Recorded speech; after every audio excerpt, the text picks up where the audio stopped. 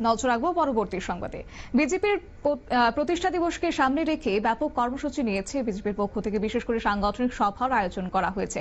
অবশ্যই সাংগঠনিক সভা খোয়ারপুর বিধানসভার গীতবিতান কমিউনিটি হলে আয়োজন করা হয়েছে ভারতীয় জনতা পার্টির এই 46তম প্রতিষ্ঠা দিবস উপলক্ষে। সেখানে উপস্থিত ছিলেন স্থানীয় বিধায়ক। কি বলছেন তিনি, শুনুন।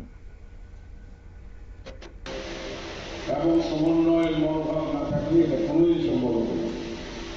বাস্তবে যেটা করে দেখিয়েছি এবং তারপর থেকে 10টা বছর শক্তিশালী বিরোধী দলের ভূমিকা 2004 থেকে 14 পর্যন্ত ভারতীয় জনতা পার্টি নিয়েছে।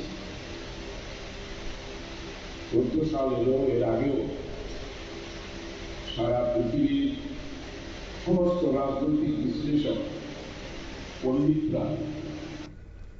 আপনারা শুনলেন স্থানীয় বিধায়ক রতন চক্রবর্তীর বক্তব্য। বিশেষ করে এই 46তম প্রতিষ্ঠা দিবসকে সামনে রেখে আগামী দিনে সংগঠনকে কিভাবে শক্তিশালী করা যায় সেই নিয়ে সাংগঠনিক সভার আয়োজন করা হয়েছে।